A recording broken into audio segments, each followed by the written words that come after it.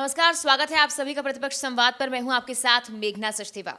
2022 के विधानसभा चुनाव के लिए सत्ता का संग्राम शुरू हो चुका है। हर व्यक्ति ये कोशिश कर रहा है कि आम जनता को कहीं से साधा जाए। खासकर नेताओं की बात की जाए, जनता के बीच पहुंच रहे हैं, उनसे बात कर रहे हैं, संवाद कर रहे हैं। लेकिन अब सवाल ये उठता है कि सत्ता के संग्राम में आखिर जीत किसकी होगी। इस बीच हमारे खास प्रोग्राम आमने सामने में फिलहाल हमारे साथ कांग्रेस के प्रदेश प्रवक्ता दीपक बरोटिया मौजूद हैं। सर, स्वागत है आपका। बहुत बहुत बहुत धन्यवाद आपका। सर देखिए, चुनाव जो है वो नज़दीक है और हर नेता ये कोशिश कर रहा है, खासकर जितने नेता हैं वो जनता के बीच जा रहे हैं, संवाद कर रहे हैं, उनसे बातचीत कर रहे हैं। कोशिश की जा रही है कि आने वाले चुनाव के लिए जनता को साधा जाए, उनसे बातचीत की जाए। इस बार चुनाव के लिए कांग्रेस की रणनीति क्या है? देखिए, मुद्दे ही मुद्दे हैं। उत्तराखंड में जो भाजपा सरकार ने 2017 में जो वादे किए थे जनता से, वो एक भी पूरे नहीं किए। और फिर चुनावी माहौल पे जब इन्होंने 3-3 मुख्यमंत्री देने का काम किया और जो राजस्व हमारा जो अधिभार जो है जनता की गाड़ी कमाई से हमने जो पैसा कमाया था, उसको होर्डिंगों में और विज्ञापनों में बर्बाद करने का काम किया। कोरोना काल में पूरी तरह विफल रही सरकार, रोजगार देने में पूरी तरह विफल रही सरकार, इसके अलावा पलायन रोकने में पूरी तरह विफल रही सरकार। और जितने इन्होंने 2017 में वादे किए थे, एक भी वादा पूरा नहीं किया। आज फिर आपने देखा होगा कि गृह मंत्री ने आके फिर से घोषणाओं की अंबार लगा दिया, जबकि उनको चाहिए था कि जितने उन्होंने वादे किए उसका रिपोर्ट कार्ड देखते कि हमने कितने काम किए। तो इस सरकार पूरी तरह विफल है और जनता एक बार धोखा खा गई है अच्छे दिन के नाम पर। पेट्रोल के दाम 100 के पार हैं, सिलेंडर आपके 1000 छू रहा है, और उसके बाद जितने भी किचन की सामग्री है, आपकी खाद्य सामग्री है, और एक गृहिणी को अपनी रसोई चलाना बहुत दूभर हो चुका है। तो आपने देखा होगा आपदा प्रबंधन पूरी तरह विफल रहा है, इनका फेल रहा है। उस पर केंद्र को चाहिए था कि उत्तराखंड एक ऐसा राज्य है, पर्वतीय राज्य है, और जहां बार बार आपदाएं पर आपदाएं आ रही हैं। 2013 में आई, इससे पहले तपोवन रैणी में 2020 में आई। अभी इतनी भारी अतिवृष्टि की वजह से कितने लोगों की जान चले गई, घर बह गए, उनकी खेती बह गई, जिससे वो जीविका उनकी निर्भर करती थी, आजीविका निर्भर करती थी। तो लेकिन सरकार सिर्फ एक मामूली मुआवजे के नाम पर जो है सिर्फ जो है जनता को गुमराह करने का काम करती है, और वो मुआवजा भी जनता तक नहीं पहुंच रहा है। सर, आपने अभी विज्ञापन की बात की और आपदा की बात की। भाजपा क्या कर रही है वो एक अलग मुद्दा हो गया है। फिलहाल अगर कांग्रेस की बात की जाए, खासकर विज्ञापन की बात आप कर रहे हैं, तो बहुत जगह सोशल मीडिया पर ये छाया हुआ कि कांग्रेस राहत सामग्री बांटने के लिए पहुंच रही है, आम जनता से संवाद करने के लिए पहुंच रही है। लेकिन बाहर अभी आपके कार्यालय के बाहर एक कोर्ट लगा हुआ है पंडित जवाहरलाल नेहरू का, कि बातें जो है ज्यादा की जाती हैं, काम कम किया जाता है। तो आपको क्या लगता है कि जो विज्ञापन की बात आप बीजेपी के लिए कर रहे हैं, वही कांग्रेस पर लागू होती है? सिर्फ सोशल मीडिया पर बातें होती हैं, लेकिन वाकई जनता के बीच कोई बड़ा चेहरा पहुंच नहीं पा रहा है। देखिए, जो मैं विज्ञापन की बात कर रहा हूँ कि भाजपा सरकार जो सरकारी पैसे है उसका दुरुपयोग कर रही है। योजना जो है वो यूनिपोल्स पे, ऑटो रिक्शा पे पीछे टंग के रह गई हैं, और जनता तक जो योजना है वो पहुँच नहीं रही है। और ये भी सब आप देख रहे होंगे इन 6 महीने में हुआ है। इससे 4 साल जो है कुंभकर्ण की नींद पे सोती रही सरकार। कुंभकर्ण 6 महीने सोता था और सरकार तो 4.5, उसने कुंभकर्ण का भी record Guinness book of world record तोड़ दिया।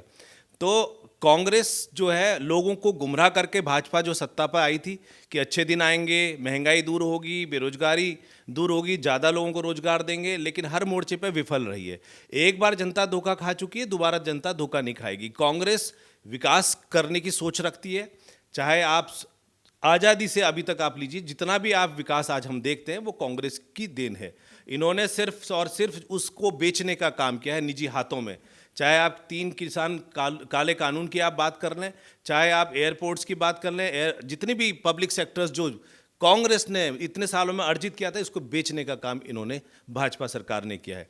और निश्चित तौर पे हमारी जो सोच है, विकास की सोच है, उत्तराखंड एक समृद्ध राज्य है, जहाँ पर बहुत समृद्धशाली राज्य है। हमें सिर्फ उन जो हमारे पास रिसोर्सेज हैं उनको विकसित करके हम रोजगार के अवसर पैदा करेंगे, पलायन को रोकेंगे। एक समृद्ध, न्याय संग समृद्ध उत्तराखंड की कल्पना कांग्रेस कर रही है। दीपक जी, अभी आपने कहा कि विकास जो है वो सिर्फ कांग्रेस की देन है। पिछले 4 सालों में कुंभकर्णी नींद सोई रही सरकार और अब जाकर थोड़ा बहुत जागी है। लेकिन अगर ऐसा होता तो उत्तराखंड की जनता अब भी आखिर भाजपा के सपोर्ट में क्यों होती है? हम ग्राउंड पर उतरते हैं तो सबका ये कहना होता है विकल्प नहीं है। क्या लगता है कांग्रेस के पास बड़े चेहरे की कमी फिलहाल है?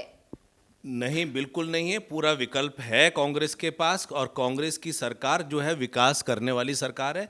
और यदि जो ग्राउंड पे ये बात कर रहा है वो बिल्कुल गलत कर रहा है। जनता विमुख हो चुकी है भाजपा से और चमत्कारी आंकड़ों के साथ कांग्रेस सरकार 2022 में बनाएगी।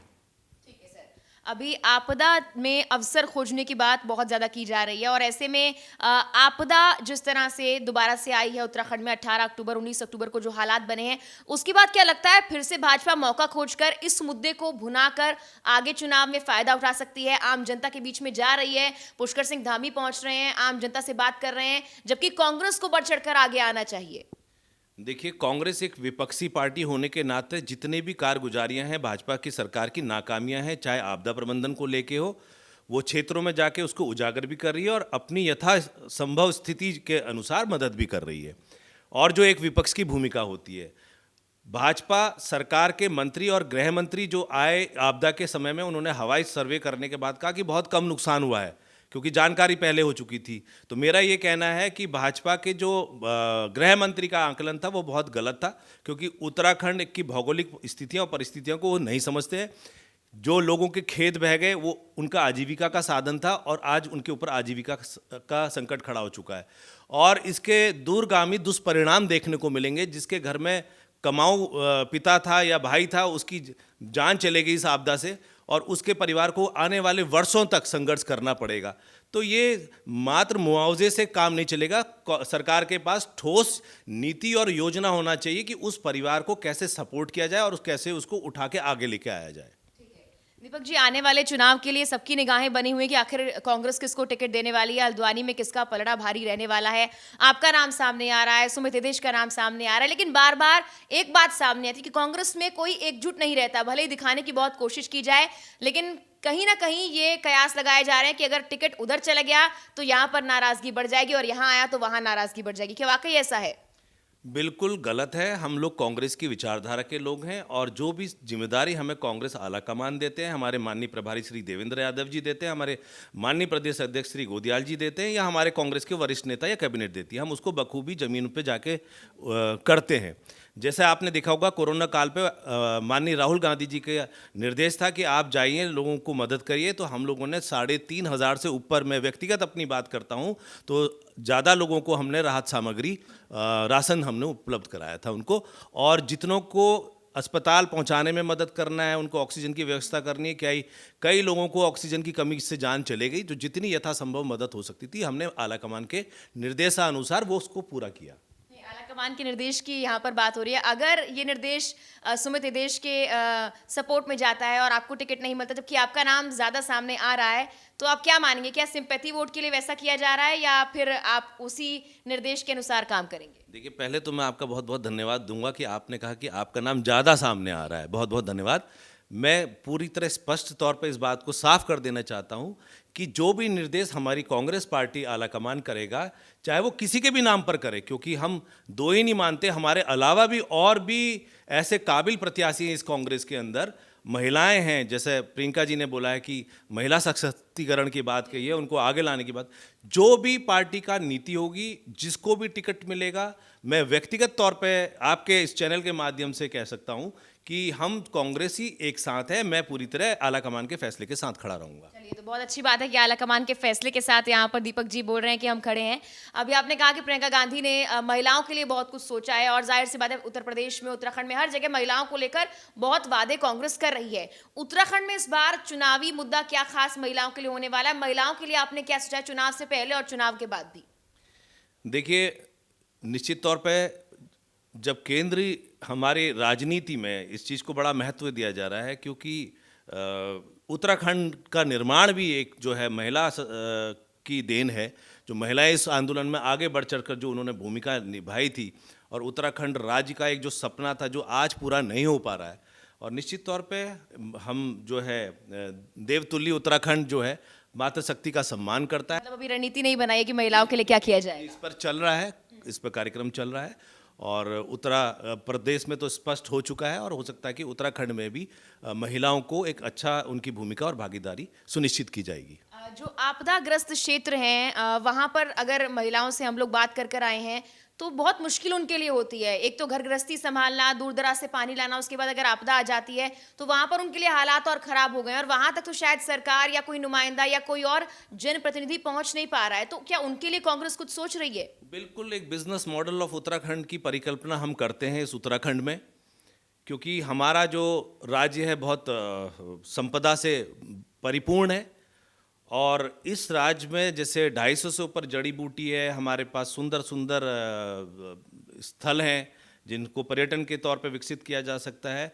तो हम अपना बिजनेस मॉडल के माध्यम से राजस्व जनरेट करेंगे, और गांव में जहां छोटी खेती होती है, सिर्फ आजीविका ही उससे पर हो सकती है, उससे विकास नहीं हो सकता। तो वहां पर अच्छे स्कूल, अच्छे कॉलेजेस, हॉस्पिटल्स को डेवलप करेंगे, क्योंकि हमारे पास आय बढ़ चुकी होगी बिजनेस मॉडल ऑफ उत्तराखंड के नाम से। और जो है, दो तरह का जो पलायन होता है, अंतर्राज्यीय और एक अंतर्राष्ट्रीय भी होता है, और एक इंट्रा स्टेट होता है। तो दो, एक तो पहाड़ से लोग शहरों की ओर आते हैं, और एक पहाड़ों से सीधे जो है अन्य प्रदेशों को चले जाते हैं। जब हमारे प्रदेश में पहाड़ों में विकास होगा, शिक्षा होगी और चिकित्सा की सुविधा होगी, जो आवश्यकता है मूलभूत जीवन की, वो वहीं पर उनको उपलब्ध होगी, तो ये पलायन भी रुकेगा, रोजगार भी बढ़ेगा। एक खुशहाल समृद्ध न्याय संघ उत्तराखंड की जो कांग्रेस ने परिकल्पना की है, वो सफल होगी। 2022 की तैयारियां चल रही हैं, इस बीच जनता भी कहीं ना कहीं अपने नेता को खोज रही है, और आपने जैसा कहा कि भाजपा से, ऐसा आपका मानना है कि आम जनता परेशान है। तो एक तरफ तो भाजपा में नेता बदले जा रहे हैं, बार बार सीएम बदला जा रहा है, बयानबाजी की जा रही है, लेकिन दूसरी ओर कांग्रेस में भी गुट बट रहे हैं। मतलब डिसाइड नहीं हो पा रहा है, सोच नहीं पा रहे हैं कि आखिर किसको अपने नेता के तौर पे चुना जाएगा आम जनता के द्वारा। तो यहाँ फंसता कौन है? जो आम जनता है वो फंसती है कि आखिर चुना किसको जाए, आखिर नेता के तौर पर देखा किसको जाए। तो उस बारे में आप क्या सोचते हैं कि आम जनता की परेशानी आखिर कोई कब समझेगा? देखिए, आम जनता को चाहिए जो उसकी समस्याएं सुने, उसकी समस्याओं का निदान करे और विकास करे। क्योंकि हर कोई व्यक्ति, हर कोई माता पिता चाहते हैं कि मेरा बच्चा जब बड़ा हो, पढ़ लिख के उसको रोजगार मिले और उसको सारी सुविधाएं मिले। तो कांग्रेस ही एक ऐसी पार्टी है, आज सब ने अजमा लिया भाजपा सरकार को, चाहे हम उत्तराखंड की बात करते हैं या चाहे हम कहीं की बात करते हैं। मुद्रास्फीति दर से लेकर महंगाई की दर आप देख लीजिए, सब बढ़ चुका है। तो जनता सिर्फ कांग्रेस को देख रही है, और चेहरे की यदि बात है, ये आलाकमान पर निर्भर करता है कि वो चेहरा किसको आगे बनाने जा रहे हैं। तो आलाकमान ने अभी डिसाइड नहीं किया है। इस पर मैं अधिकृत नहीं हूँ टिप्पणी करने के लिए, क्योंकि इसमें मेरे वरिष्ठ नेता माननीय प्रभारी जी श्री देवेंद्र यादव जी टिप्पणी कर सकते हैं, या कांग्रेस के बड़े नेता प्रदेश अध्यक्ष इस पर टिप्पणी कर सकते हैं। मैं इस पर अधिकृत नहीं हूँ। बार बार सोशल मीडिया पर जिस तरह से आप लोग अभियान चला रहे हैं, आगे बढ़ रहे हैं, बहुत सारी चीज़ों को लेकर दावे वादे कर रहे हैं, ये मानना है कुछ लोगों का, या फिर कहें खासकर भाजपा का, कि आप लोग सिर्फ सोशल मीडिया पर छाए रह गए हैं, आम जनता के बीच जाने की हिम्मत नहीं कर पा रहे हैं। बिल्कुल गलत है। कांग्रेस का हर एक प्रत्येक कार्यकर्ता गांव-गांव तक पहुंचा है। आपने देखा होगा, बाहर भी बैनर लगा हुआ है, गांव-गांव कांग्रेस और घर-घर कांग्रेस। और न्याय संघ जो है समृद्ध उत्तराखंड की हमने परिकल्पना की है, और आगे फिर जो है दूसरे चरण में फिर घर-घर न्याय पंचायत स्तर तक कांग्रेस के बड़े नेता और केंद्रीय नेता भी पहुंचेंगे हमारे, जो कांग्रेस के हैं, और वहाँ के लोगों की जो समस्याएं हैं उसको उनके साथ साझा की जा रही हैं, ताकि कांग्रेस की सरकार आएगी तो बूथ स्तर तक का हमारा जो कार्यकर्ता, आप पीछे इस बैनर में भी देख सकते हैं कि उस साफ है इस बैनर से, इसमें लिखा हुआ है मेरा बूथ मेरा गौरव। यानी कि एक बूथ का कार्यकर्ता सरकार बनने के बाद अपने बूथ स्तर की समस्याओं को सरकार तक पहुंचाएगा, और उसकी जिम्मेदारी होगी वहाँ की समस्याओं का गुणवत्तापूर्वक निराकरण हो और पूरे उत्तराखंड में समान रूप से विकास हो। आपने बूथ कार्यकर्ता की बात की, तो मेरा आखिरी सवाल उसी पर है कि भाजपा ने एक नई रणनीति अपनाई है कि वो आखिरी पंक्ति में बैठे हुए व्यक्ति को आगे लेकर आ रही है, ऐसा व्यक्ति जो जनता सोच भी नहीं सकती। और तब से जो भाजपा के कार्यकर्ता हैं उनमें जोश भर गया है कि अगर हम भी काम करेंगे तो हम भी किसी दिन मुख्यमंत्री बन सकते हैं। लेकिन कांग्रेस में ये देखने को नहीं मिल रहा है, सिर्फ पुराने चेहरे हैं जिनको आगे दौड़ाया जा रहा है, और ऐसा लगता है शायद यही कमी कांग्रेस में रह रही है, जो बार बार कई राज्यों में चुनाव हारने पर मजबूर कर रही है। हम बिलीव करते हैं ओल्ड इज गोल्ड पर, और जितने भी कांग्रेस के जो पुराने कार्यकर्ता रहे हैं और जो स्तंभ रहे हैं, और निश्चित तौर पे वो अपने आप में बहुत मजबूत हैं, और उनकी पूरे समाज में एक पकड़ और प्रतिष्ठा है। तो बेहतर होता, मेरा सलाह है भाजपा को, कि वो चुनावी मोड से हट करके अभी जो समय बचा है, जो लोगों की समस्याएं हैं, जो विकास करने जो आपने नहीं किए, थोड़ा बहुत समय है, हो सकता है कि कुछ हद तक जनता आपको माफ़ कर देती, लेकिन आप जो है 4 साल सोते रहे, चुनावी वर्ष में आके चुनावी मोड पे आ गए, आपने जनता की सुध नहीं ली। तो निश्चित तौर पे 2022 में चमत्कारी आंकड़ों से जो है कांग्रेस सरकार बनाएगी, बहुमत की सरकार, जो विकास की सरकार होगी, न्याय समृद्ध उत्तराखंड की सरकार होगी। आपको नहीं लगता कि अनुभव के साथ साथ युवा जोश की जरूरत भी है अभी कांग्रेस को? युवा जब बेरोजगारी का दंश झेल रहा है, ग्रेजुएट होने के बाद, अपने टेक्निकल कोर्सेज करने के बाद उसके आगे अंधेरा ही अंधेरा है, और युवा पूरा मन बना चुका है, कांग्रेस की ओर मुखर है। और भारी संख्या में आपने देखा होगा जो रैली हमारी निकली, परिवर्तन यात्रा, उसमें युवाओं की भागीदारी बहुत बड़ी संख्या में थी। और त्रस्त युवा, त्रस्त माँ बाप, त्रस्त भाई, त्रस्त बहन इस बेरोजगारी से, महंगाई से, अब की बार कांग्रेस की सरकार। तो चलिए देखते हैं कि अब की बार किसकी सरकार और सत्ता के संग्राम में आखिर जीत किसकी होती है। लेकिन फिलहाल कांग्रेस का ये मानना है कि ओल्ड इज गोल्ड, लेकिन अनुभव के साथ क्या युवा जोश भी कांग्रेस को सपोर्ट करेगा या फिर नहीं, ये तो आने वाला वक्त बताएगा। फिलहाल के लिए मेरे साथ इतना ही। आप देखते रहिए प्रतिपक्ष संवाद।